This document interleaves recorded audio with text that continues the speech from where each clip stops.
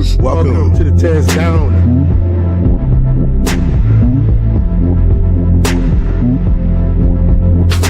Welcome. Find the Tez.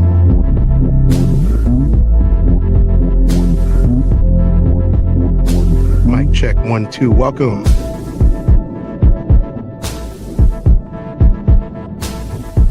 Welcome to the Tez Down. Party time. Welcome to the Tez Down. It is your boy. I'm Tez. How's everybody doing on this wonderful Thursday afternoon? We got a long, arduous show today. And one of the main reasons why I'm doing it the way that I'm doing it today is because our country has a bunch of issues going on. In today's episode, we are going to Tez down a situation that has arisen between a couple of celebrities. We're also going to Tez down the situation that's going on with our nation. And also, at the very beginning of the episode, we're going to tackle something that's been really hard to understand. Why are so many dating age men and women single? I'm going to look for answers. I'm going to look to the people who have them, the people who are out here. If you guys want to tap in and let me know how you feel free. But this episode is not for the weak. I'm going to say that right now off the bat. Hey, what's up, Billy? I appreciate you showing up. Hey, hopefully, if you can do me a favor when you go over there, remind Mikey and Tim that I would like for them to come through. So let's get our day going, and we're gonna start talking about this easy stuff first, and we're gonna get to the rest of it at the end of the episode. Hopefully, we have our friends join us, and hopefully, they when they do come in, then we'll have them in there. But we're gonna start off with a video entitled "Why Men Stop Chasing."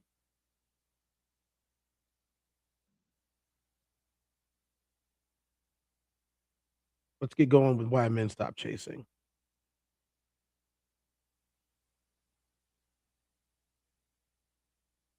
You ever put me in a situation where you're choosing between me and somebody else, I'm gonna make it very easy for you. Choose them. Because thing about me is that I don't compete with nobody. If you say you have an option, that means you like that option. That means you are considering that option. So women be talking about we got options. Oh, a man is the easiest thing to get. But the man y'all be talking about, you don't even want the man. Y'all don't even want to take this man serious. These men you're not attracted to these men. You don't want them. You really just wasting their time because you're not even taking them serious. You're not considering being with them for real. If you've ever felt invisible in modern dating, I need you to hear something. You're not imagining it. And it's not your fault. But here's what no one tells you. Every year you spend not understanding why is a year you lose to a system that was never going to explain itself. You'll keep doing the right things. You'll keep getting passed over, keep wondering what's wrong with you when the answer was never about you at all. There's a game running in the background in modern dating. And if you don't see it clearly, you'll stay invisible longer than you should. Today, I'm going to show you exactly what happened. Not to make you angry, not to blame anyone. Here's what changed, and it happened faster than most people realized. In 2012, the average person spent 90 minutes a day on social media. Today, that number hit over 2.5 hours. For younger adults, it is closer to 4. That's not just a time shift. That's a complete rewiring of how people experience being wanted. Think about what that means. Every day, billions of people are plugged into platforms engineered to deliver small hits of validation. A like here, a DM there, a stranger telling you you're beautiful. These platforms don't profit from satisfaction.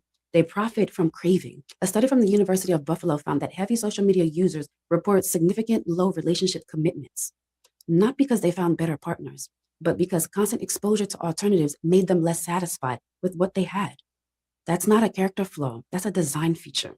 So if you've ever been with someone and felt like you were competing with 1,000 invisible objects, you weren't being paranoid. No, I don't believe that's paranoia at all. It's paramount to understand that you're not just dealing with, oh, I've never been on online dating. Well, we know that you might not. You don't have to go on online dating to be competing with online dating. You have Twitter, you have Instagram, you have Facebook, you have Snapchat, TikTok, all of the things that funnel people through your algorithm that you see them on timelines all day. So you're telling me that the reason why you can't be happier, you can't find the guy that you like is because none of the guys that are hitting you up, that are going through your algorithm that you see on a daily basis, none of these guys qualify for what you're looking for. None of these women qualify for what you're looking for. That's ridiculous. You're telling me that for generations, people met people. They didn't travel abroad all the time. They didn't travel state to state looking for people. They didn't even leave their towns, and they were able to have successful, healthy, nurturing relationships. And now, during the age where reaching people, maintaining friendships, maintaining a connection, maintaining communication is the easiest that it's ever been. You're telling me that this is now impossible and that there's no good people out there. You're telling me that there's no one to date. There's nobody that piques your fancy. The question that I have for you is, what are you looking for? And do you think that because you see 1,000 people in 15 minutes every single day, that you're the reason why you can't find anyone is because you're looking at the wrong things? Are you telling me that? Because that's what it sounds like. So we're gonna hear a little bit more from her, and we're gonna judge it. You are competing with an algorithm designed to make everyone feel like the next thing might be better. And that algorithm doesn't care if you're loyal.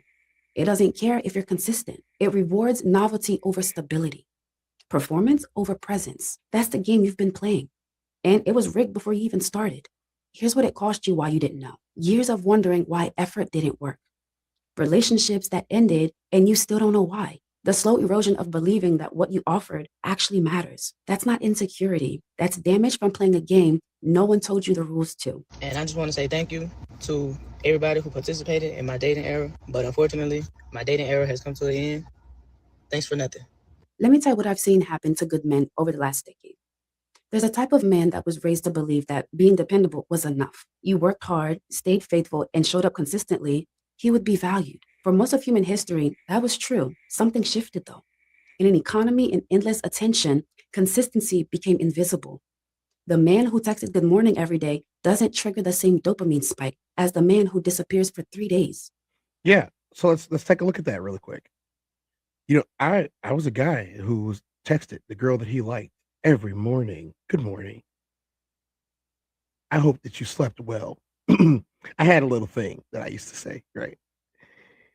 I would ask her, and I'm telling you, this was I thought I was cooking. I would ask her, I say, good morning.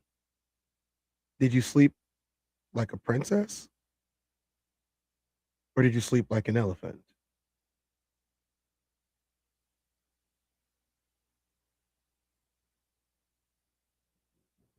And the basis behind it was the princess couldn't sleep on 10 mattresses as long as there was a small little pea underneath. So the princess never got to sleep. I wanted to test to see if she wanted to be cute or if she wanted to keep it real. So I'd ask her, did you sleep like a princess or an elephant? Hey, Soft Rain, how you doing? You up in here today? What's up? What's up? Y'all say what's up to Conversations with Soft Rain. But I'd ask her, did you sleep like a princess or did you sleep like an elephant? You know, the ones that would say I slept like a princess, I know they didn't sleep very good or they were lying. But the ones that told me, no, I slept like an elephant last night. Slept all night. I say, good for you. You got some good sleep. That's that real beauty rest right there. But over time, you text somebody, good morning, how you doing? You know, what's up? And they think that that's so commonplace that you're doing so. They want you to write a novel just to say good morning to them. I'm just saying good morning and what's up. I shouldn't have to write a novel for that. If you're interested, you're interested. If you're not, you're not. So that's the thing. You say good morning or you say what's up or how you doing? You having a good day? They don't respond. Oh, okay. I'm telling you, it's worse than what we've made it out to be. It's hard. If you're a single person out here and you're just trying to get some attention, it's hard. You're competing with everything. You're competing with celebrities. You're competing with the entire internet. What's up, Scorm? What's up, Scorm? I heard you were interviewing a fine woman by the name of Jada. She's supposed to be in here today, but I don't know if she's gonna come in, y'all. I don't know if she's gonna come in. Thanks for showing up, though.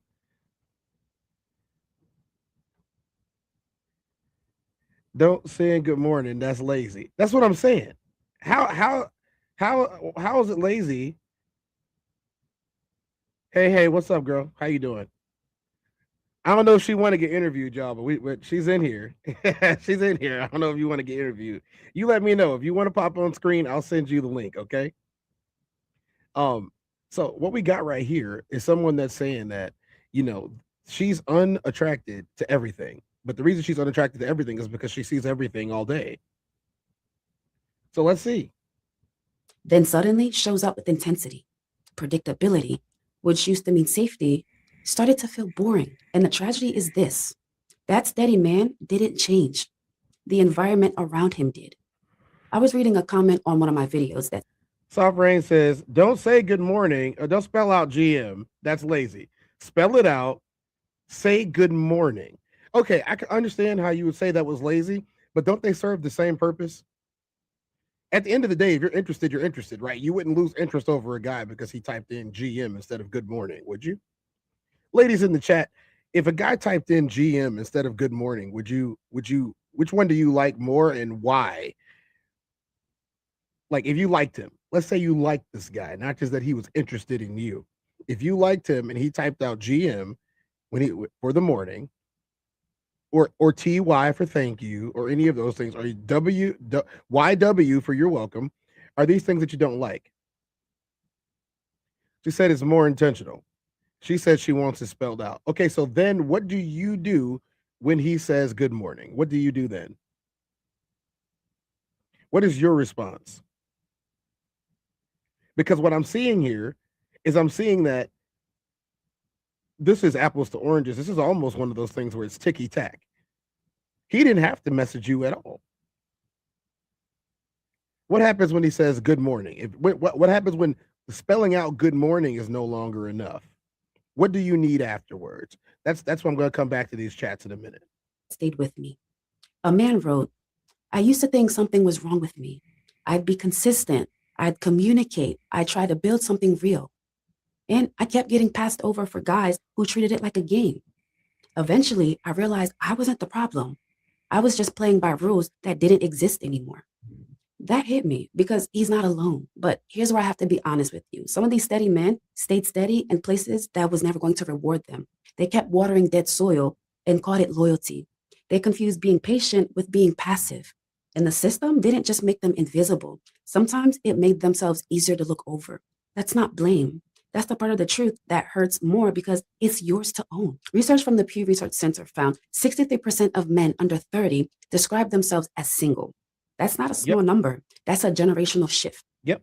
And when you dig into why, it's not that these men don't want connection. It's that many of them have learned through painful experiences that the effort doesn't match the return. So they stopped performing. They stopped auditioning. They started.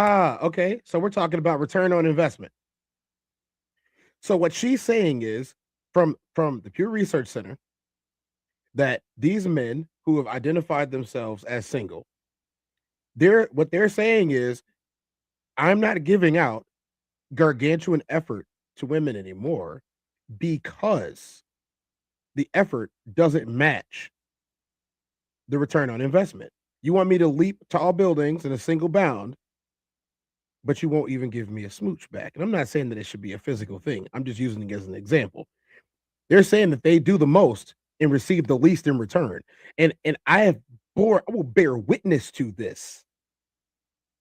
The guy that does the most rarely ever gets the affections or the intentions of the woman he's trying to see or date. The guy who's always there, the guy who picks up his phone, the guy who texts you all the time, the guy who makes sure that you get little nice sweet nothings, the guy who sends you coffee, the guy who makes sure that you eat lunch, the guy who asks you, you need gas for your car, those types of things. Those guys are getting crapped on and they're not taking it anymore. So they're shortcutting everything. They're shortcutting everything. They're telling you we're not doing this anymore because you guys don't care anyway. And you're going to go and mortgage your entire life for a guy who doesn't really like you. You're going to mortgage your entire life. You're going to worry about the guy that doesn't care about you, the guy that is ignoring you for 3 to 4 days, the guy who in some cases puts his hands on you. You're going to make excuses about it. Well, he just comes from a troubled home. These are all things that guys are seriously fed up and tired of.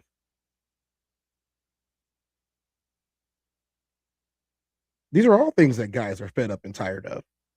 Every guy that has tried his best to be the traditional male, the guy who's chivalrous, the guy who is saying good morning, the guy that opens the doors and pushes in the chairs and pays for dinner and lunch and everything else, and you've never had to open your pocketbook to be with him.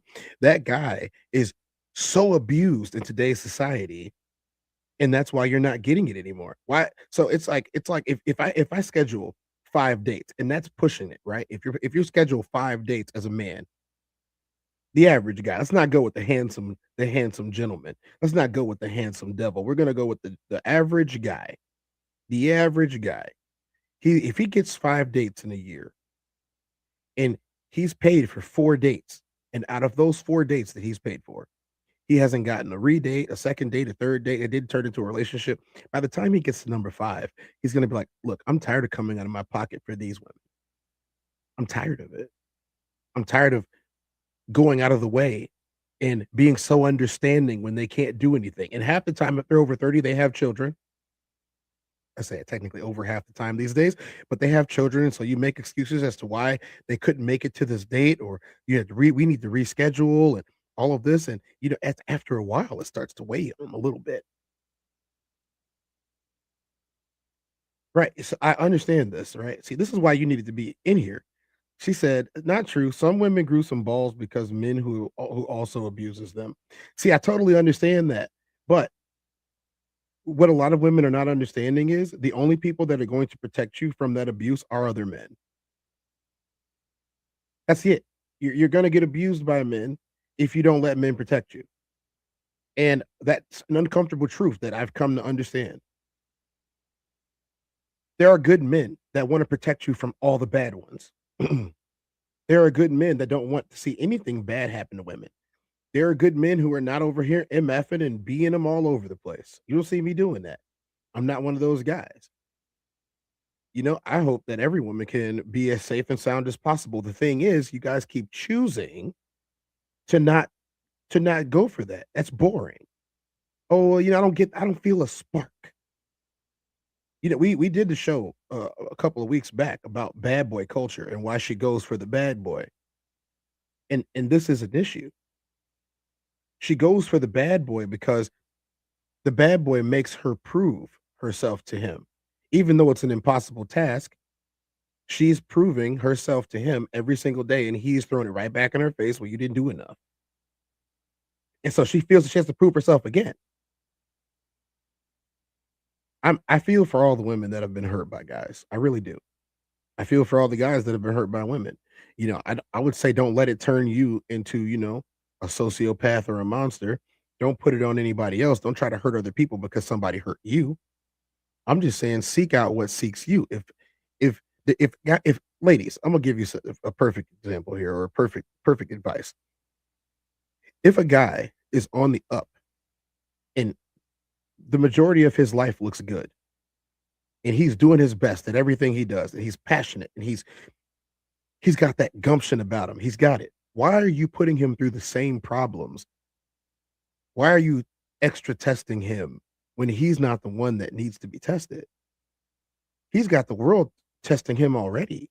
He's already out here battling the world, and you want to further the test? And so then when he quits, you're like, "Oh, well, he wasn't worth it anyway. He just quit." No, you just put him through too much. You just put him through too much. He's competing with everybody out there for everything else in life, and now you want him to compete just for little old you? I totally understand that. Well, if he wanted me, he would try harder. I understand that, but at some point, the effort becomes not worth the reward of getting you. That's a hard pill to swallow. I'll relate it to terms of work, or even vehicles, right? If I'm going to, let's say that I only made like $25 an hour, right? So in my normal 8-hour shift, we're gonna call it regular guy stuff. In my normal 8-hour shift, I made $200 before taxes if I made $25 an hour. If I worked 5 days a week, then I made $1,000 a week before taxes, $4,000 a month before taxes, making 25 an hour, right? Depending on where you live, let's just say we'll keep it even. We'll take a 25% tax cut. So I'm taking home $3,000 a month after my taxes, and I want a Lamborghini. Let's say the Lamborghini cost me 80 grand. Well, there are more weeks that would cost me to get a Lamborghini than weeks in the year. And that would be me sacrificing my entire paycheck to afford this Lamborghini. So you have to ask yourself, am I going to mortgage my entire life to own a Lamborghini when I still need food, I still need clothes, I still have other bills, I still have other things that need to be paid? That's what it comes down to get some of you. Because you've been so hurt by other people, you would make someone essentially neglect the rest of their life just to get you. And that's why a lot of men, especially the ones that you call good men, are saying, no, we're done. We quit. We quit.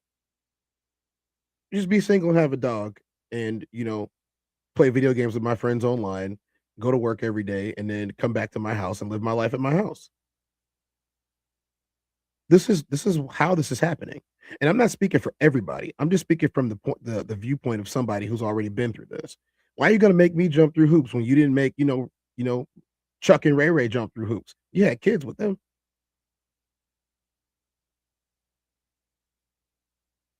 You bailed this guy out. You made so many excuses for this guy. He beat you.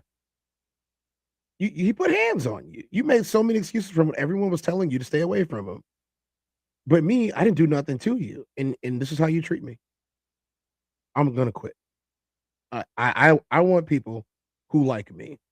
And I think that every man and every woman should understand that if somebody doesn't like you, they're showing you that they don't like you. They're showing you that they don't like you. If you like somebody, you don't make them do that. Well, they're going to have to prove their worth. Who are you, the arbiter of my worth? Roxy says, missed the video, but Tez, you're right. Women have a tendency to pick what we want and not need. And some of us don't pick what we need in a relationship from a partner because we don't know. Sometimes we don't know because we've been so independent for so long. Sometimes it feels weird or wrong or out of place to ask and depend on a man. Okay, I can see that. I'll come back to, some of my comments on this. Let's finish this video up. Protecting their peace instead of proving their worth. And honestly, I can't blame them. When a man realizes he's being evaluated not on who he is, but on how he compares to an infinite scroll of options, something breaks. Not his value, his willingness to keep proving it to people who won't see it anyway. Just let them. If they want to choose something or someone over you, just let them. If they want to go weeks without talking to you, just let them. If they're okay with never seeing you again, just let them. If they're showing you who they really are and not what you perceive them to be, just let them. Let them lose you because you were never theirs. Now, I want to be careful here because this isn't about blaming anyone. Women didn't create the system, neither did men. It was built by companies that profit from dissatisfaction. That's my point too. This is not a system that was created by us. This is not created by men. This is not created by women. Everything that you guys are consuming, whether it be the television or even this show right here, everything that you guys are consuming is a direct result of rampant capitalism to the point that we're preying not only on your pockets, but we're preying on you as individuals. The media, the news, all the advertisements, even the very sports that you watch. Have you guys noticed that while you're watching football, you now have a particular company that has been monetizing the fact that the football was made to sell food. And they make those jokes all throughout the episode. I mean, all throughout the commercial. And there's multiple of those commercials now. And it's funny, but it's starting to be very true. That is art imitating life, but life imitating art and being a reflection of it.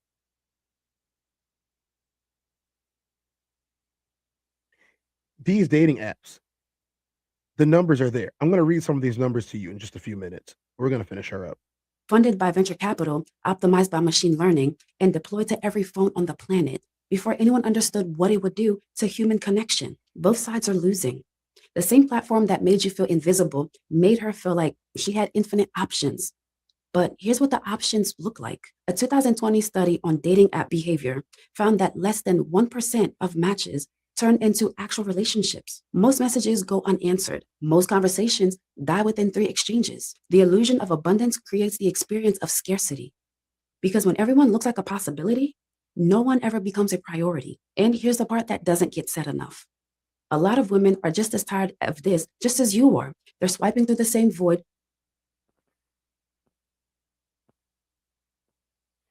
We got to hear her say that again. That was good. She's on here right now. Scarm. She's on here right now. She's in the comment section. She's in the comment section.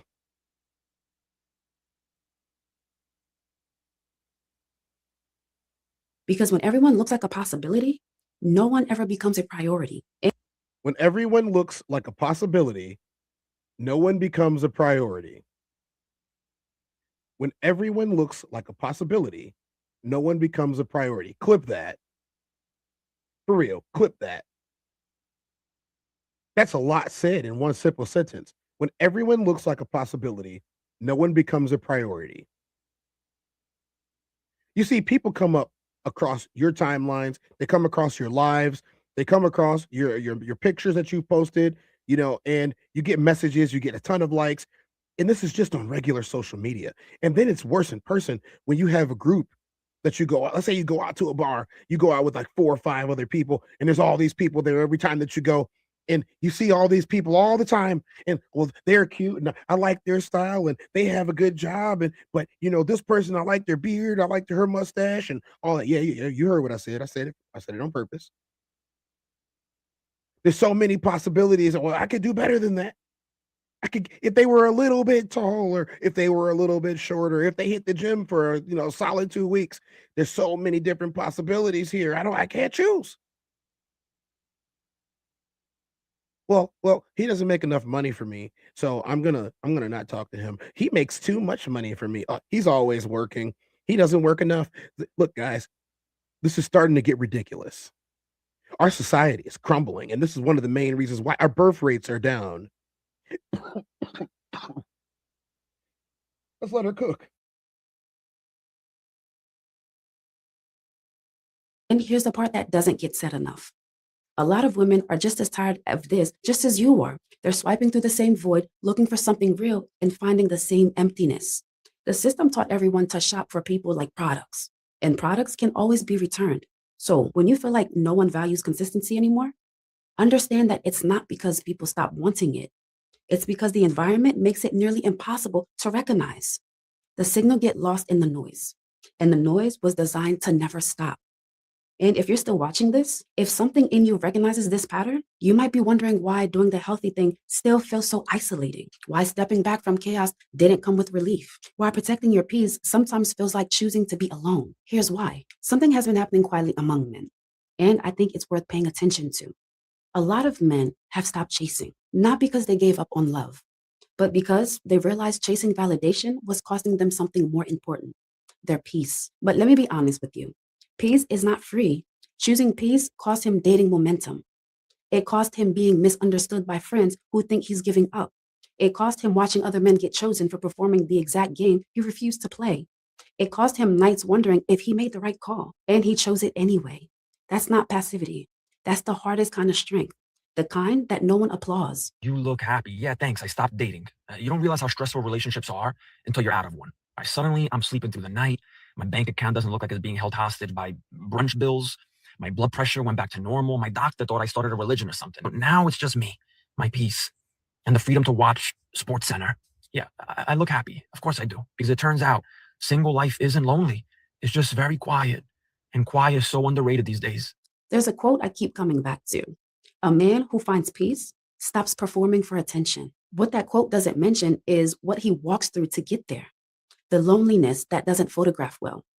The self-doubt that hits at 2 a.m. The moments where chaos at least felt like something. Peace is in the absence of want. It's wanting something real badly enough to stop accepting what isn't. Another comment that stayed with me. A man wrote, I stopped trying to prove I was worth choosing. Now I'm focused on building a life that's worth protecting. If someone wants to be part of that, they'll have to bring more than just beauty and expectations. That's not anger. That's a boundary forged into disappointment. And boundaries are healthy, but they're also lonely sometimes. The man who protects his peace isn't broken. He's evolved. But evolution doesn't mean he stopped feeling the cost. It means he decided the cost was worth paying. Peace became more attractive than potential. And once a man understands that, he stops tolerating chaos just to avoid being alone, even when alone is exactly what it feels like. So, where does this leave you? If you're a man who's felt invisible, who's been passed over for someone louder, who's wondered if consistency even matters anymore, here's what I want you to know. It does. It just doesn't get rewarded by algorithms. Real connection still exists, but it doesn't happen in the attention economy. It happens in the margin, in conversations that don't have a comment section. The men I see building real relationships aren't the ones who figured out how to game the system. They're the ones who opted out of it. They meet people through shared interests, through communities, through actual proximity instead of infinite scrolls. They stopped asking, how do I stand out? And started asking, where do I actually belong? And here's the truth that will save you years of frustration. You don't need to be chosen by everyone. You need to be seen by one person who values what you actually offer. Everybody thinks they have so many options now. Because our phones keep us surrounded by faces, followers, and flattery, we confuse attention with availability. But just because somebody likes your picture doesn't mean that they could love your soul. And just because they reply to your story doesn't mean that they're ready for your story. You call them options, but most of them are just distractions. Imagine this. You're standing in a store surrounded by beautiful clothes. Everywhere you look, you want everything you see. You would wear all of it. It's amazing. But guess what? Only one of those items actually fits you. The rest only look good on the hanger. Not every hey has a future in it because real options require connection, character, and commitment. And those aren't in your DMs. Those are built through discipline. The illusion of options made people forget that love isn't about having the most choices.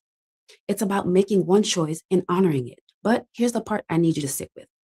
You were never the problem. The system that made you feel invisible was. And the fact that you chose peace over chaos, standard over desperation, self-respect over approval, that's not something to be ashamed of. That's something to be proud of. The pride isn't the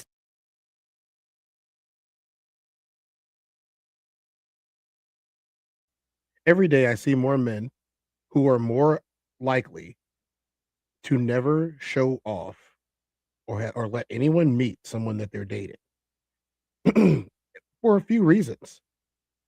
Reason number one, if I show someone I'm dating, they're going to try to make a connection with them. It's already taken me a long enough time to be able to build a connection with this person in this society. Why am I trying to share it with everyone else? Number two, there's a possibility that I have some unfavorable things about me that may have happened or may not have happened. And they might not even be truly unfavorable, but everyone's got to put a spin on a story. And unfortunately, not hearing it from the source could taint her opinion of me. Not hearing it from the source could make her like me a little bit less. And let me tell you, in some situations, she might not like you that much. In some situations, he might not like you that much. So going on a system that is designed to use people as advertisements and then advertising your new relationship is probably one of the worst ideas that you could have. It doesn't deter people. If anything, it makes them more determined. And every time that you guys get into an argument and you post about it, or you talk about it, or you make a TikTok video about it, or you post a reel, or you reshare something that some other heartbroken person posted, you're just letting everyone know that you're vulnerable. And vulnerability means that you're an easier target for predators. A predator doesn't mean just somebody that's willing to take advantage of you in a bad way. They might want to take advantage of you for their own personal gain. They might want to take advantage of your feelings. They want to take advantage of your vulnerability. Girl, girl, you knew that he wasn't perfect. Talk about a statement that it couldn't be more overblown. Nobody's perfect. But for her to point it out to you that nobody's perfect, it just makes you think, well, maybe I can do better than him. He's already got 2 strikes against him when he started. Don't let him have rich, powerful friends. That makes it even worse. Oh, you knew John. Yeah, John's been a hard worker his entire life, never having any time for anything but me. I'm going to Turks and Caicos next week. Wouldn't you like to do that? There comes a time in everybody's life where they stop competing with the Joneses and they just start trying to be themselves. The minute you start to be yourself and you stop competing with the Joneses, you will enjoy your life more than anything else. I'm not posting pictures to show off who I'm dating. who I went on a date with, the food, all of that. You don't get to see that. That is for that person and that person only. It makes it more exclusive. It makes it more special. And it has so much more meaning when I shared an intimate moment with one person, the person who it was intended for. No one else needs to know about this. Just me and you. Finish line. Understanding why you've been invisible doesn't make you visible. Clarity without movement just turns into another place to hide. At some point, you have to decide whether peace is a season or a permanent address, whether you step back to heal or whether you stayed back because it felt safer than risking disappointment again. Because here's an uncomfortable truth. You can understand the system perfectly and still waste years waiting in the wrong places. The men who actually change their outcomes don't go back to competing for attention. They change environments. They change proximity. They change who gets access to them. And they stop confusing patience with progress. The right person won't need you to perform, but they also can't choose you if you're standing in rooms where substance doesn't register. You already know you aren't the problem. Now comes the harder part. Choosing where to show up, choosing who to stop auditioning for, and choosing whether peace is protecting your future or quietly postponing it. It's been your girl Remy Renee here. I'll see you guys in my next video. You guys show some love to Remy Renee. She is cooking. She's got it down pat. You know, one of the main things. Reporting live from Ivers Club in Atlanta for Comedy Hub News. I'm Jeff. Well, yeah, not yet. One of the main things that I want everyone to take away from this is that when you're dating and when you're looking to have, you know, even some attention from somebody, you cannot treat this as a job interview. Guess what? They maybe didn't come their best that day.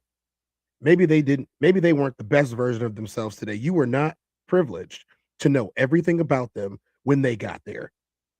This is your first appearance with somebody. You really expect for them to go all out the first time they see you?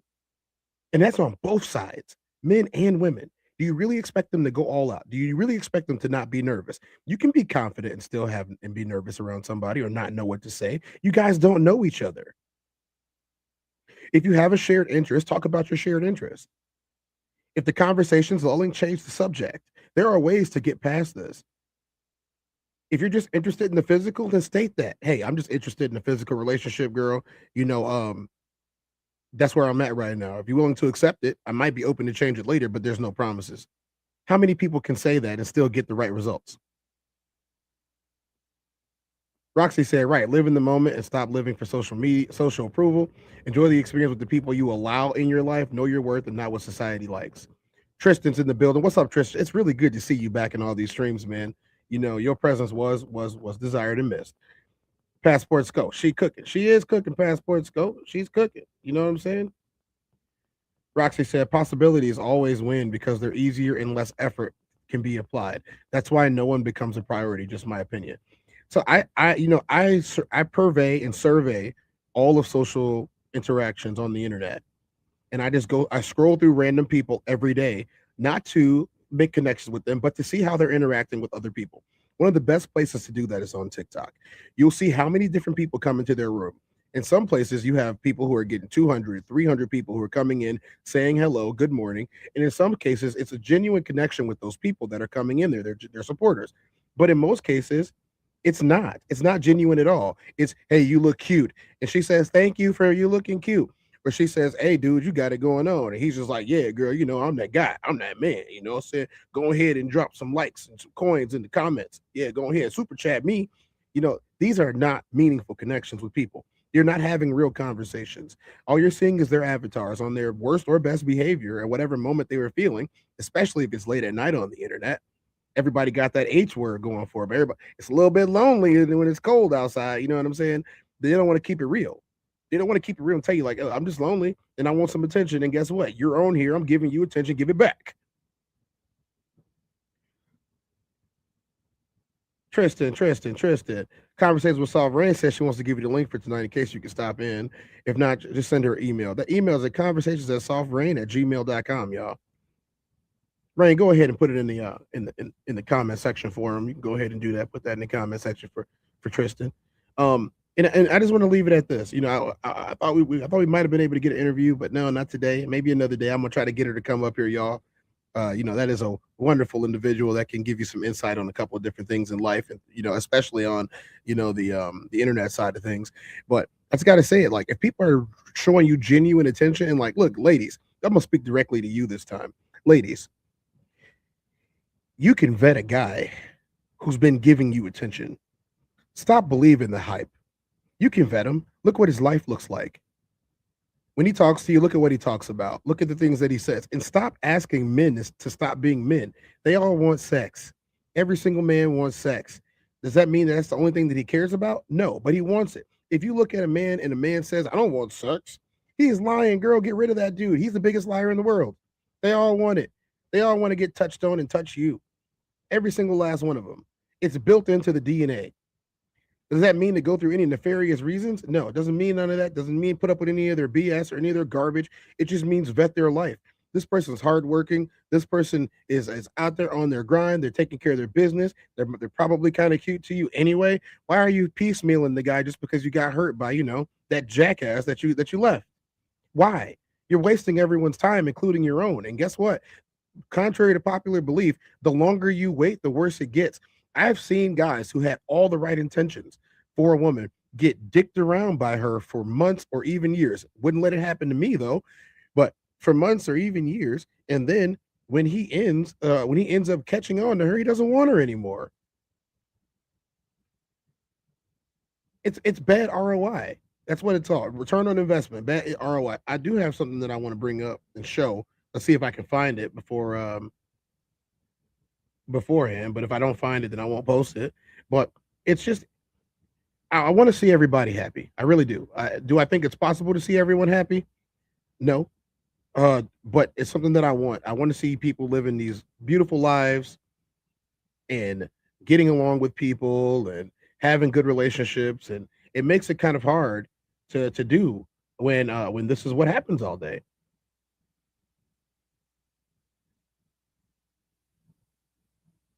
Where is it at? Where is that?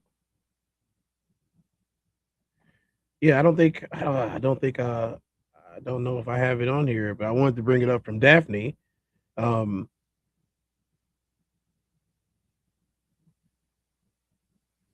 Yeah, I can't. This is not one of the ones that I want from that.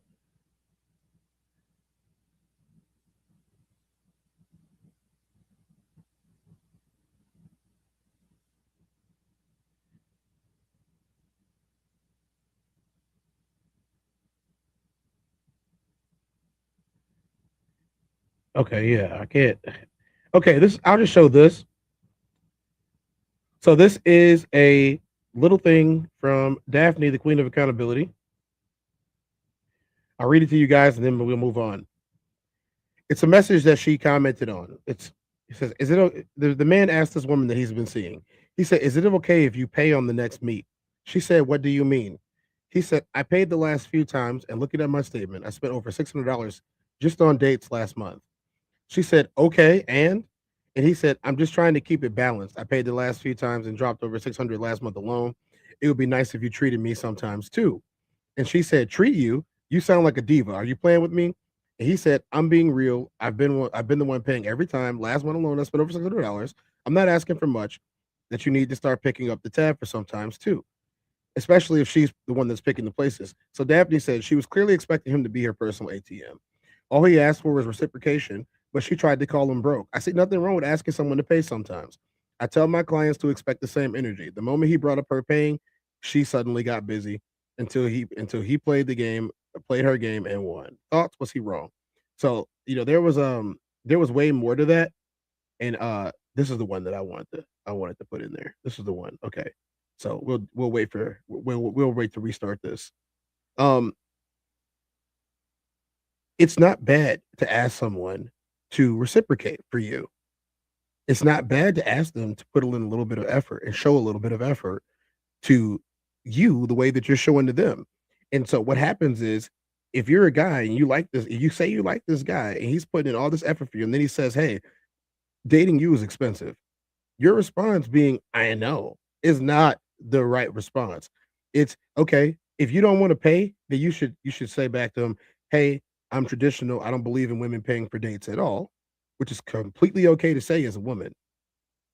say, hey, I don't believe in paying for dates at all, but can we do something less expensive or more meaningful? Let's go on some walks sometimes. Let's get drinks sometimes. Something that'll cost you, $12, $13 and not 150 every time you see me. Like if you are expecting somebody to break the bank for you every time you see them, you're not dating them for them. And that's okay to not it's okay to date somebody and not want them, but to want their money. But you have to be honest about it. If you're the sucker of a guy that keeps spending all this money on a chick that's not giving you reciprocal energy, that's on you, bro. But at the end of the day, you should be able to speak up and say something like, or just lead by example. There's a lot that we could talk about here. I'm going to let this part finish up with this Jennifer Lopez video, and then we're going to move on to something that's a little bit more not good. Whatever you give them, right? Like you give us a bag of groceries, we give you a 5-course meal. You give us a house, we give you a home. You give us a little some maybe we give you a baby 9 months later. We multiply. But if you give us any grief, we'll give you 1,000 fucking headaches. That's true too. Hey, am I right? Because we do so much for you. We do so much. We dote over you. We do all the things for you. And all we want is that little bit of sugar in return. That's it. What? Why are you looking at me like that? Why are you looking at me like that? What? You think that you do a lot too? Yes, you do. Guys do a lot. I'm not trying to take that away from you. You do so much. But we do so much more. We do more. Ooh. Okay, I'm going to read this. This is the words of Daphne Sutton, the queen of accountability. She says, Jennifer Lopez recently told women that they're the prize and that women do more than men. The problem is not confidence, it's credibility. If a man with 4 failed marriages and a long list of failed relationships said this, he would be dragged endlessly. There'd be no grace, no praise. No, he's just speaking his truth. Advice requires results. Experience alone does not qualify someone as a guide. When every relationship ends, including going back to the same man and still ending in divorce, at some point accountability has to replace slogans. The common denominator matters. Telling women they're inherently better than men doesn't create healthy relationships. It creates entitlement, contempt, and unrealistic expectations. That mindset doesn't attract partnerships, it replaces it. The kind of false empowerment keeps women single, frustrated, and chasing validation instead of building mutual respect. And eventually, when the applause fades and the reality sets in, many find themselves thirst trapping for attention rather than experiencing real intimacy. Confidence is powerful. Superiority is destructive. And no amount of celebrity or applause can replace the truth when you finally look in the mirror. She said, you give us marriage, we give you divorce. So I'm gonna, comment on a little bit. I'm not saying anything bad about women here. I'm saying that the advice that was given here is bad advice on both ends. How are you going to have a mutual partnership or a relationship if you think that you're inherently superior than the person that you're dating? Now, are men better at some things than women? Yeah. Are women better at some things than men? Yeah. That's called symbiosis. A symbiotic relationship is probably one of the best relationships you have. I serve my purpose, you serve yours, so our purposes get met. But if you're so much better than me, then I'm worshiping you. All the money that I'm dropping at your feet, I'm worshiping you. If I'm so much better than you, then you're worshiping me. At some point, we have to stop being these, isolated narcissists that we are turning into as a society. Everybody's got their own mirror in their hand, the black mirror, as it's called. And it never says that you did anything wrong. It never says that anything is wrong with you. It always says that you can do whatever and you can be whatever and you don't need anybody and all this garbage. People need people. Men need women, women need men, and we need to get together to talk to each other about it. And hey, at the end of the day, this is what's happening. The men who have woken up are done. The men who have woken up have quit. The rat race game of trying to find a mate or trying to find a suitable wife, a mother for our children, those days are over. Are y'all looking for people to finance you, or are you looking for husbands? Two completely different things. I will say this. The man who is a husband and the man who is looking for a wife are two different people. The woman who is looking for a husband or the woman who is a wife is two different people. You guys take it the way you want to take it before we move on to our next segment. Do I have anybody in the comments with any questions, comments, or concerns? If not, we're going to move forward without incident. Oh, that's the only time y'all got. So in the next segment of today, we're gonna dive in on what's going on when you fail. What happens when you fail? So I'm going to give you a little bit of context. T.I. recently hosted a comedy special, and Ari Spears is a entertainment celebrity who also does comedy, and this is what he had to take on it.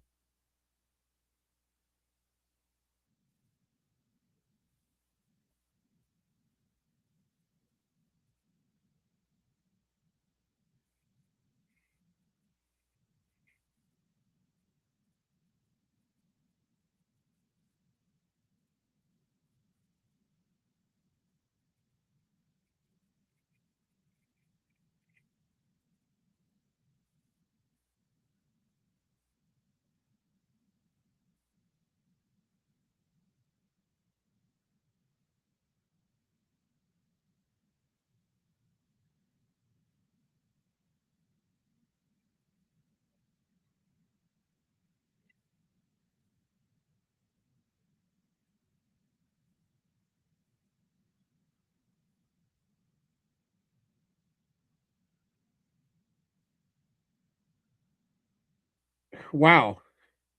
So you guys didn't even get to hear any of that because it took away from the screen. I'm gonna put it back up there.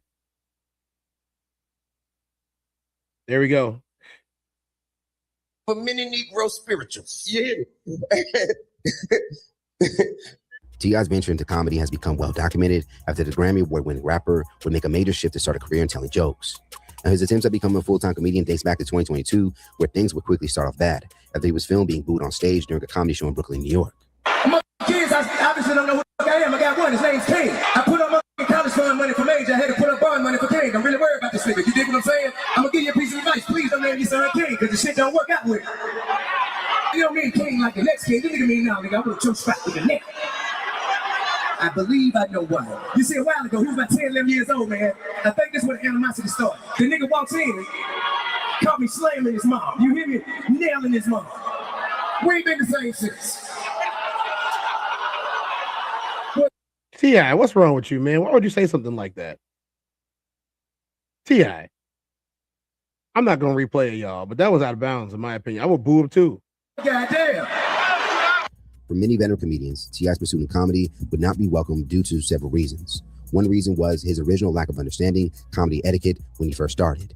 Now, heckling a comedian or crashing another comedian's performance is a big no in comedy because the stage is considered as a sacred space for the craft and should be respected at all times. So literally right around the time when he was booed on stage, T.I. would end up heckling a female comedian and host in Atlanta while crashing her performance after taking issues with jokes she made about him and his wife, Tiny.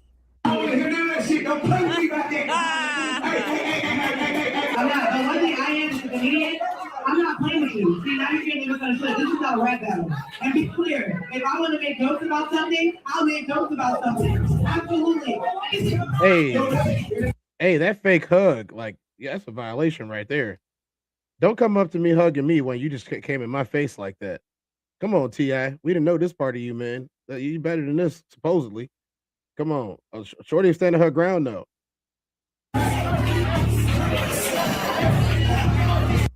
She said, "This is not a rap battle, sir. I am a comedian. I am doing my set." You see, this moment would upset many comedians who would know that this was a huge violation. Now, despite this very rough start, T.I. has since moved on and has continued his career in comedy by touring with several comedians as they call themselves Haha Mafia.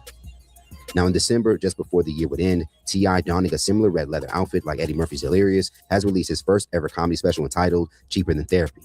In the teaser, T.I. would address being a rapper, now comedian, one of his sons, and marriage.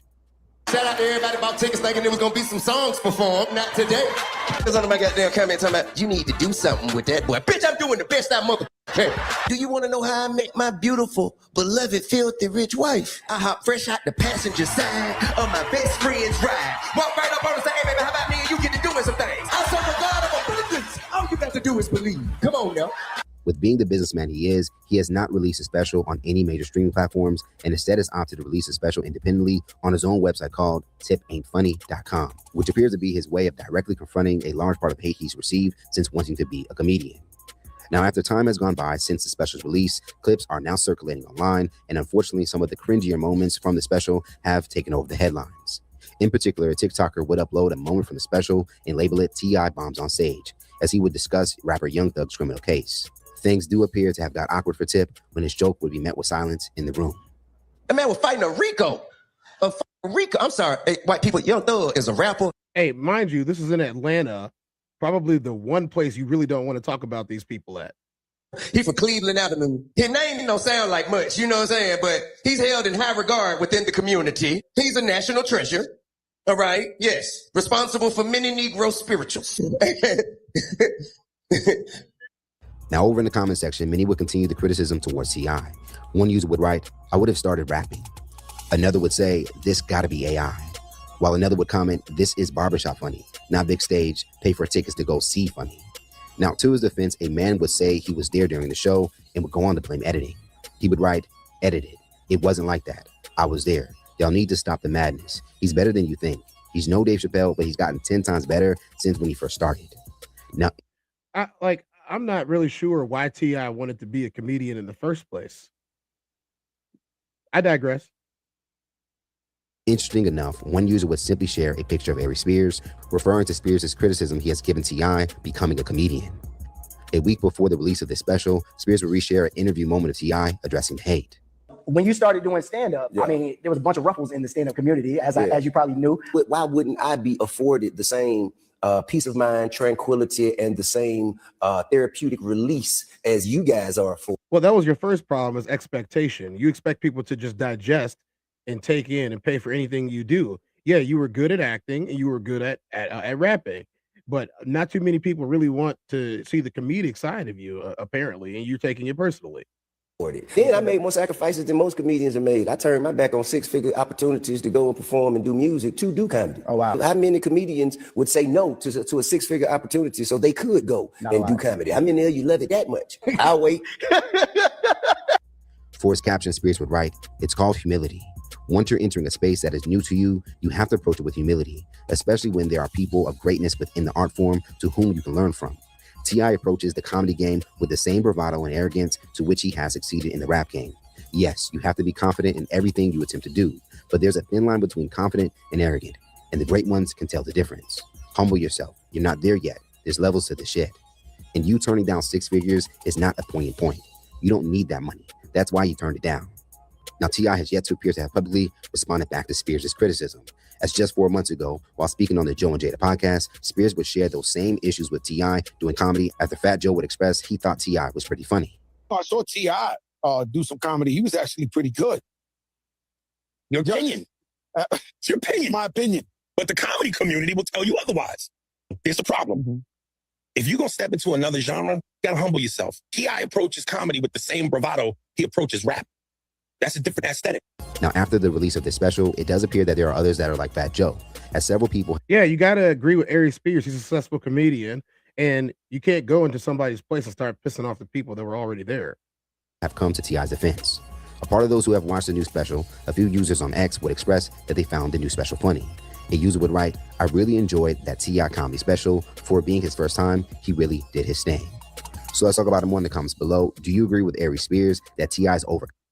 I mean, I feel like he got special grace. I feel like he got special grace because he's T.I. Me personally, I didn't think most of those jokes were funny. I thought there was one that almost got a chuckle out of me, but you know, the one about him slamming his kid's mom, and that's why his kid is all messed up and getting in trouble all the time, and comparing his children.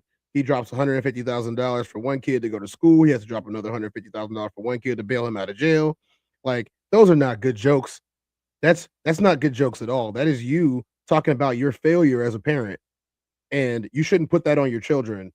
You definitely shouldn't think that just because you are a celebrity already and you were a great actor and you were a great rapper and one of the greatest of all time at one thing that's gonna parlay and change into. If I was you don't get to be the greatest of one thing and then automatically think that just because I was great at that, I'm gonna be great at this. Look how many people who have failed in their second endeavors. The first year of Tom Brady commentating on sports was dreadful. He got better as time went along, but nobody would put him in the same league as John Madden. Now this year, he's much better. he's on par with Joe Buck right now. And I know that's not saying very much, but it is saying a lot. And I got to say it. I still take Joe Buck over listening to Tom. No offense, Tom. We like you. But that's just how it goes. So, guys, this last section of the show is going to be, if you guys are sensitive, I'll see you later. If you're not sensitive and you want to know what's going on right now and how we see things, then this is the right place for you. I have to talk about this, and I didn't think that I was going to talk about this today or wanted to talk about this, but I have to talk about this, and I'd be doing my community a disservice. I'll be doing you guys a disservice if I ignore the things that were true in this life. So we're gonna we're gonna parlay this into something else, but we're gonna watch a video, and then we're gonna talk about it.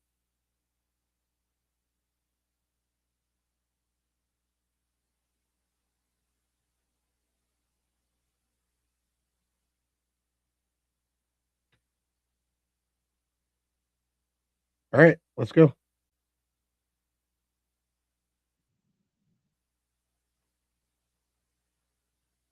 This is what happened yesterday.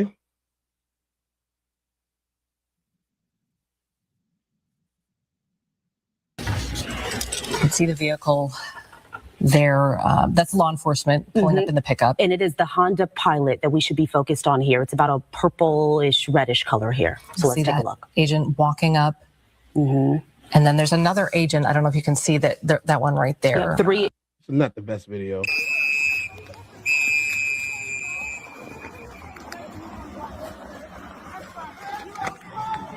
Get the fuck out of our neighborhood.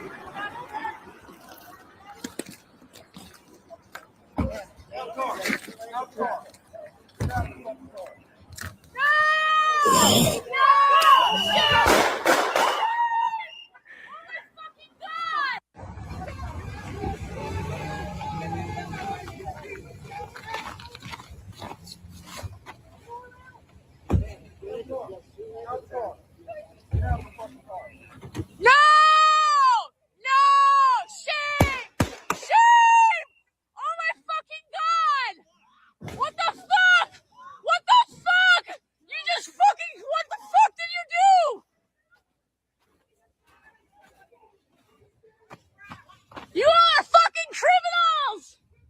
You're fucking criminals! What the fuck? What the fuck? What the actual fuck? You are fucking insane!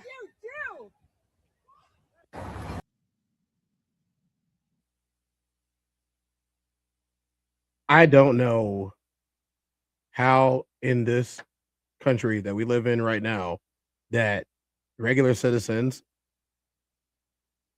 are tolerating this without going, look, guys, protesting is not what anybody needs to be doing right now. You guys need to be going to your congressperson and submitting forms to them. That's what you need to be doing. Standing outside a building yelling with signs is not where it's at. You know what I'm saying? This is what the secretaries had to say. You guys saw the video yourselves. This is what Secretary Kristi Noem, Thirsty Noem as we call her, had to say. And you guys tell me if she's telling the truth or not.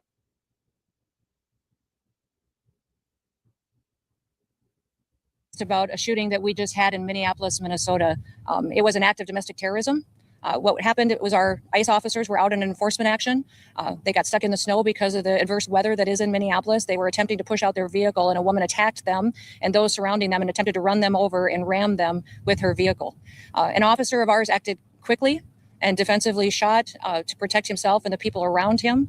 And my understanding is that she was hit and is deceased. We're continuing to gather more information, but this goes to show the assaults that our ICE officers and our law enforcement are under every single day. These vehicle rammings are domestic acts of terrorism. We're working with the Department of Justice to prosecute them as such. We will continue to protect our ICE officers and in cooperation with other law enforcement agencies as well. You've seen me in the last couple of days deploy over 2,000 more officers to the Minneapolis area. And in the last 2 days, we've arrested hundreds and hundreds of dangerous criminals, not just fraudsters who stole from the American people billions of dollars and put it in their pockets and enriched their friends from overseas and themselves, but also individuals who committed acts of murder and rape and trafficking and drug exploitation and child exploitation. So, I Less have a than a week question. before I got a Congresswoman. question, guys. Did you guys see that? Did you guys see someone who was a domestic terrorist attacking ICE? Hey, you know what? Let's find out. Let's play it again.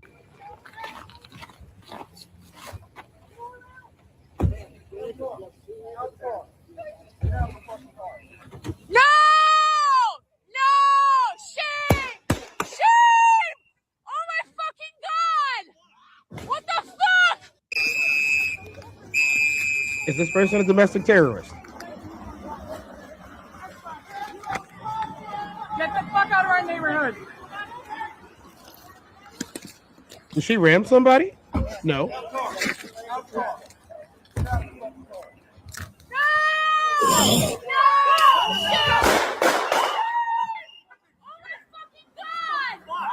What the fuck? Dude, what the fuck?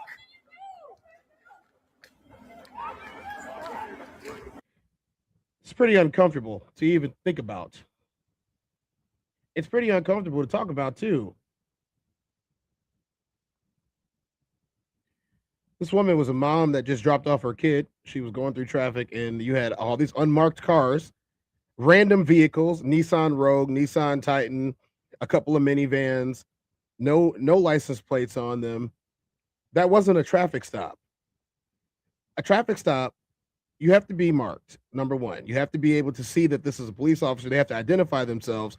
And on top of that, if you weren't suspected of doing, I don't know, anything reasonable doubt, then that's not how you stop somebody. He ran up to her car, started pulling on the door handle, putting his hand inside the car. The other one decided to just start shooting. She was turned completely away. There was no danger of anybody getting hit, hurt. They said the guy got ran over and hospitalized. That's what they originally said in the report. Did you see anybody ran over? Did you see anybody hospitalized? I didn't. I saw a lady that got shot 3 times at point blank range by an untrained officer. 3 to 4 weeks is how much how much training that ICE officers get. They get less training than municipal police. ICE officers are not municipal police. They don't have any jurisdiction for regular traffic in the United States. They don't.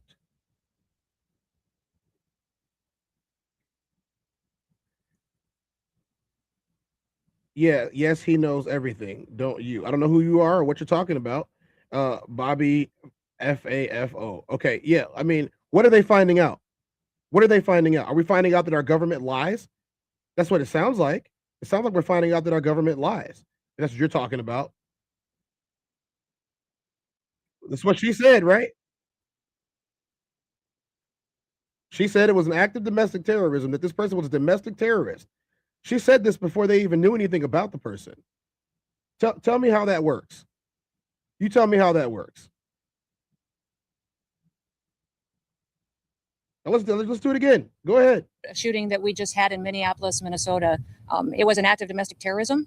What happened, it was our ICE officers were out in enforcement action.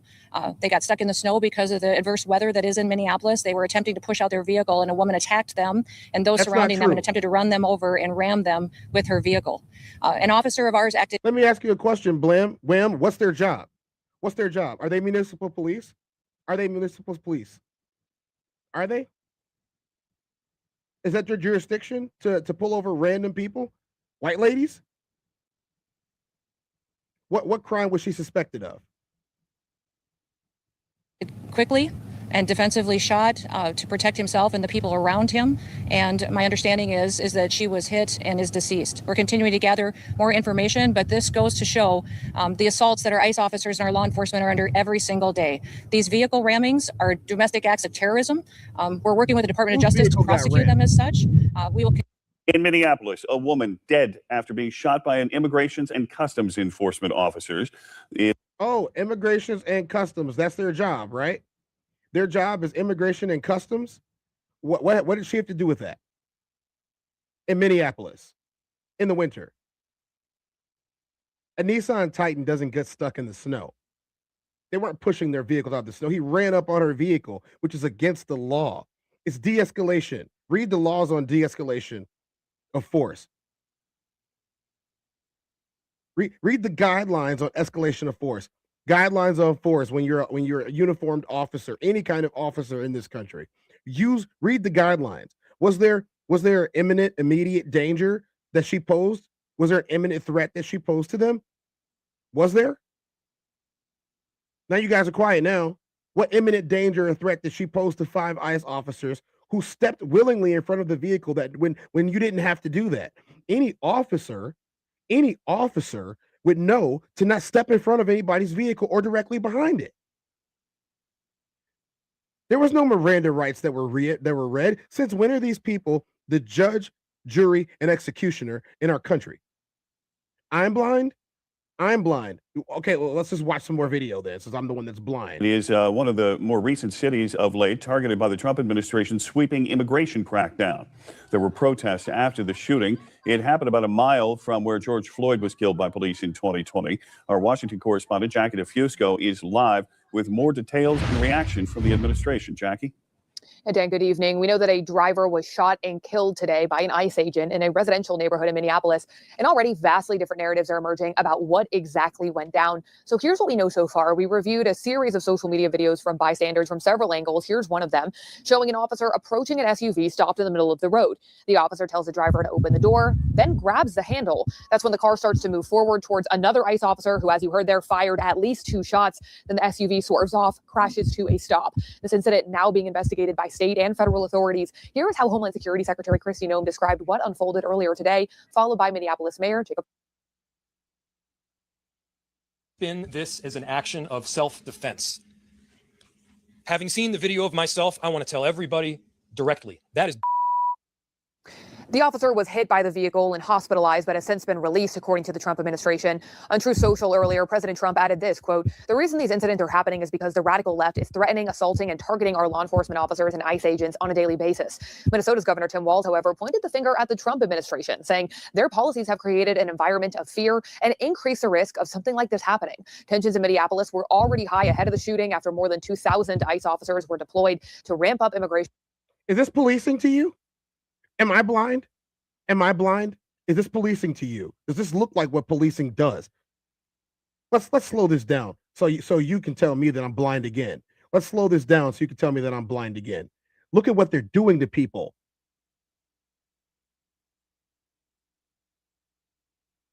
Of fear and increase the risk of No something like identification. this All their happening. faces are masked. Tensions in Minneapolis were Look at this. already high ahead of the shooting after more than 2,000 ICE officers were deployed Yeah. to ramp up Escalation of immigration force. enforcement in the Escalation of city. force. And tonight, Secretary Noem Who's says threatening those them? agents aren't going anywhere, that operation will continue.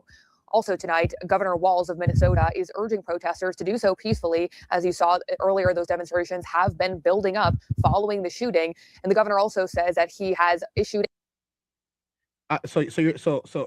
Bobby, since you're in here, Bobby, I'm the blind one.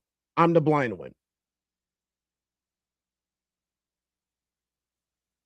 to tell me, you trying to tell me about it when we see what happened on screen. You're not going to be able to rewrite this narrative. You're not going to be able to. I'm not standing for that. There's no one. Not at all. What we're really dealing with is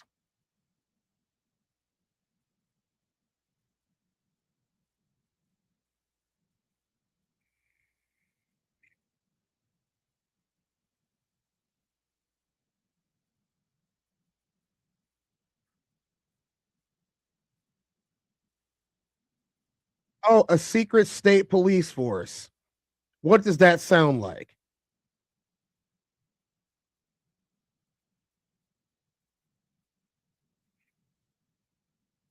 AKA the immigrant Jews.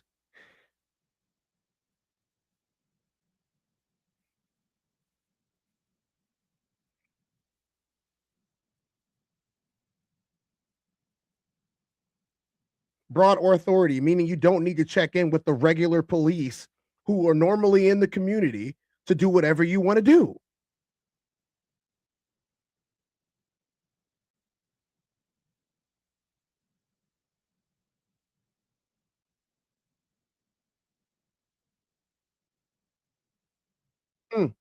Hmm. No trials. Once again, no due process for people in America. This woman didn't have due process. She was an American citizen. She was not an immigrant. She was an American citizen. No due process. She got executed.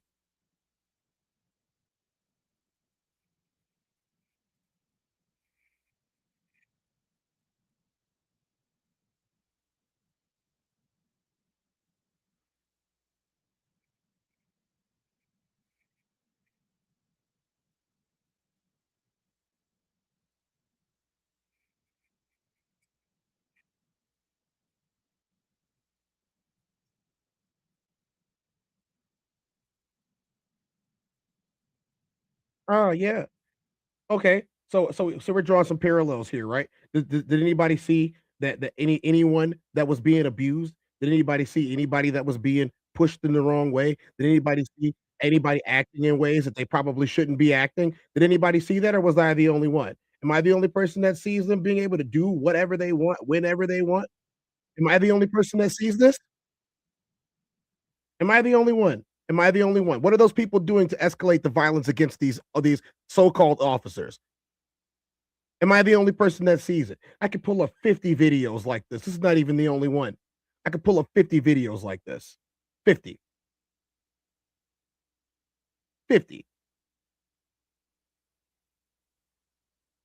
It's disgusting. When you're an American, you have due process, which means that you can be arrested if probable cause is shown to arrest you. You can be arrested on suspicion. You can be detained on suspicion of breaking the law, but you have to see a judge. You have to be arraigned. No one gets to carry out a sentence in the middle of the street on you. If she was going to harm someone, she had every right to harm them.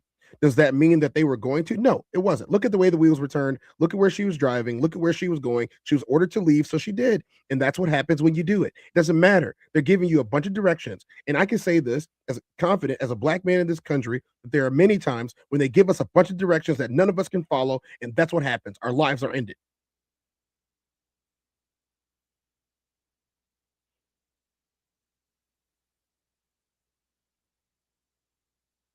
Trisha said, there is no order with this operation. Roxy said, wow, this breaks my heart that society has come to this. False narrative and lies to justify a top reason why I stopped watching the news a very long time ago. Roxy said, you can't tell me that the crime rate is down in our area if we have 15 GSWs just come in the last week alone. I could confidently state this as being a witness from working in the ER. Said that unfortunately was only the beginning of one. The weather got nice this summer, so it was really probably around springtime. She said, coal didn't matter here. I don't know what you're talking about, dude. Color didn't matter here. No, like I said, you are so stupid. You are an idiot.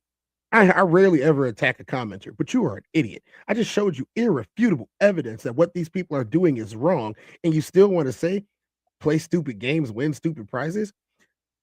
There is a law in this country. There is order in this country. We have municipal police for a reason. We have forest preserve police. We have state security officers. All of these people undergo a tremendous amount of training and certification to be able to do their jobs. Even mall cops, even TSAs, school agents, all of these people go through so much to do their jobs. These people are off the street. These people are off the street. These people are off the street. They're coming in here off the street, untrained, doing stupid things like discharging their weapons in the crowds, antagonizing crowds, putting their hands on people. That's not what you do. And this is why the federal government has picked up this case, and this is why the federal government, because a federal law was broken by a federal official.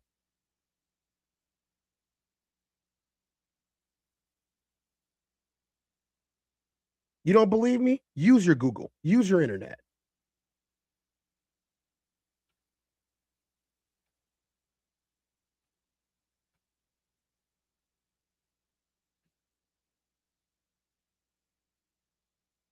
This is ridiculous. It doesn't make any sense at all.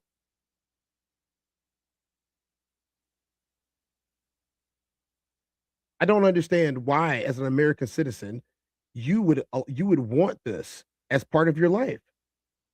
I don't understand it one bit. How can you say that you're an American citizen if you want to get rid of due process? That's our Constitution. And to make sure that there is an investigation that is conducted in full. But what we do know is that a 37-year-old woman is dead and that she was shot by ICE. We've dreaded this moment since the early stages of this ICE presence in Minneapolis. This is the governor. Mayor, sorry, this is the mayor. This is the mayor. The mayor is telling you this. These are the chiefs of police, the fire department, and civil servants behind him. And you're telling me that we're against the government? This is the government. This is the government of that place. Each state has their own sovereignty to put out and mete out laws. Each state does. Every single one of them.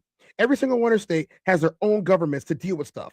And these people who are telling you that we are sworn in officials, this is their careers, that they're telling you that this is wrong, and you still want to say something about it? You still want to say something about it? Okay, yeah, you're in my comment section watching me and watching him, and he's in a government office right now as the mayor of an entire city. That's the chief of police back there. You can disrespect the chief of police? You're disrespecting the chief of police. You don't like law and order. You're a jackass. You don't like the Constitution? You leave the country. Some of us put these colors on our back and fought for this country. Some of us put these colors on our back to make sure that the American people were free each and every day. Obviously, you weren't one of them. You don't want to keep up with the Constitution, the one thing that keeps us all free? What would you rather have? What would you rather have? I just showed you what happened in another place where the same type of action was, where they gave an entire group of people policing powers over everybody, even more than the police that already existed. I already showed you what happened then. Do you want this to happen again? Do you want this to happen to any of us? Just say yeah. Just say you're a Nazi. I don't care. Say it. Say it. You have freedom of speech in this country. Speak up. Speak up. You want this to happen? Go for it. You want this to happen? You do it. You do it. You be one of them. Stop hiding behind the comment section.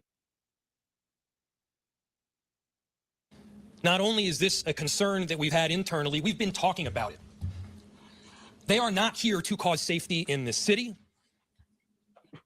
What they are doing... Again, the chief of police is standing right behind him, and he is agreeing with this. The person who really keeps it. And I have my own beef. I have my own beef with how they run things, but you're starting to see something here. This is the same police force that was a part of the killing of George Floyd. It's the same one. I'm not on anybody's side here. I'm telling you this is the same one. So pick a side. Who was right? Are the police right? Is ICE right? Who's right, Bobby? This looks like a bunch of infighting to me, doesn't it? Now you're telling me that I'm the crazy one. I just point this out to you. That's the same police who you guys said were just doing their jobs. So what are they doing now? Are they still just doing their jobs? Are they still just doing their jobs? Whose side are you really on? Oh, pancake ass B. Is not to provide safety in America. What they are doing is causing chaos and distrust. They're ripping families apart. They're sowing chaos on our streets. And in this case, quite literally killing people. So they are already trying to spin this as an action of self-defense. Having seen the video of myself, I want to tell everybody directly, that is bullshit. This was an agent recklessly using power that resulted in somebody dying, getting killed. As soon as it happened and we learned of the incident, we had several priorities. The first, of course, was to get the victim to the hospital and to get care as soon as possible. To the family, I'm so deeply sorry. There's nothing that I can say right now that's going to make blocking the EMTs for coming through. Friends of the ICE victim blocked feel any the better. EMTs. There were, I believe, 2 Minneapolis police officers that responded and were in the ambulance on the way to the hospital. The second was to get ICE off of the scene.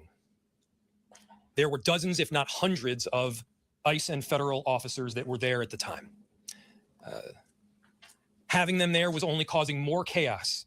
Having them there was only making a difficult situation even more problematic, and one that, yes, they created themselves. There's little I can say, again, that'll make this situation better, but I do have a message for our community, for our city, and I have a message for ICE. To ICE, get the fuck out of Minneapolis. We do not want you here. Your stated reason for being in this city is to create some kind of safety, and you are doing exactly the opposite. People are being hurt. Families are being ripped apart. Long-term Minneapolis residents that have contributed so greatly to our city, to our culture, to our economy are being terrorized, and now somebody is dead. That's on you. And it's also on you to leave. It's on you to make sure that further damage, further loss of life and injury is not done. And I'm gonna stop it right there and leave it at this.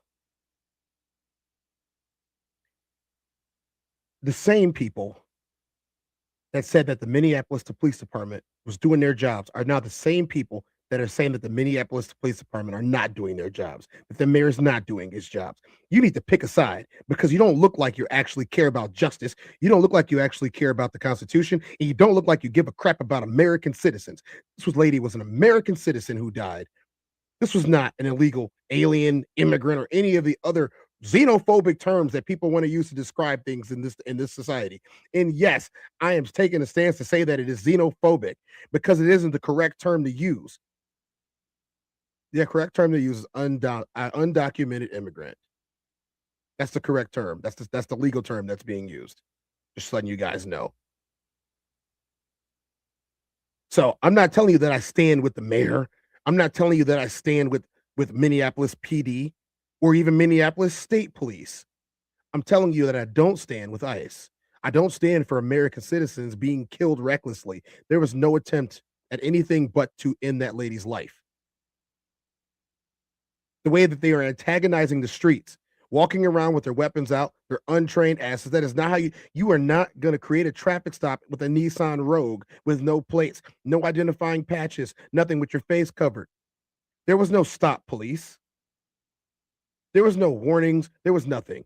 He literally ran up to her, jumped in her car, and that's what happened. And yeah, she could be a man-hater all she wants. She could be a man-hater all she wants. It has nothing to do with the fact that she was not given a trial for apparently being a domestic terrorist. And now we can't find out anything because she's dead. She can't be tried because she's dead.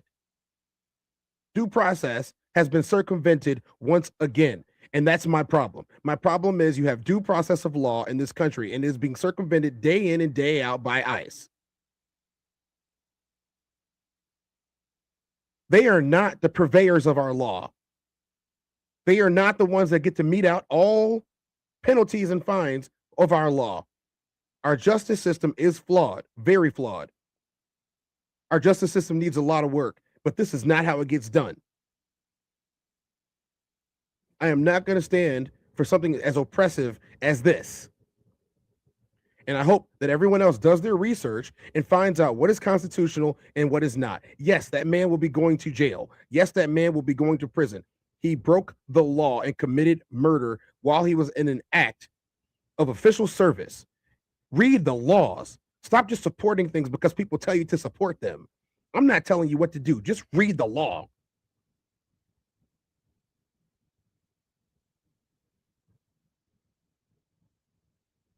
For everybody else, you guys have a wonderful day. I'm done dealing with this stuff today. You guys know where to find everything that you need to find. Chat333. Thank you guys for sticking around. I know this is tough to deal with. I had a job to do and I did it. To everybody else, they can eat one too.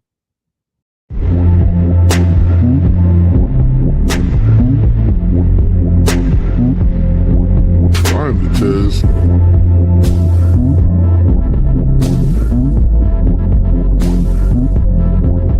I'm the Tez. Welcome to the Tez Down.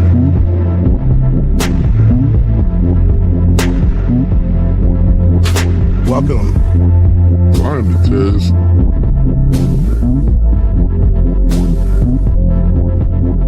Mic check 1 2. Welcome.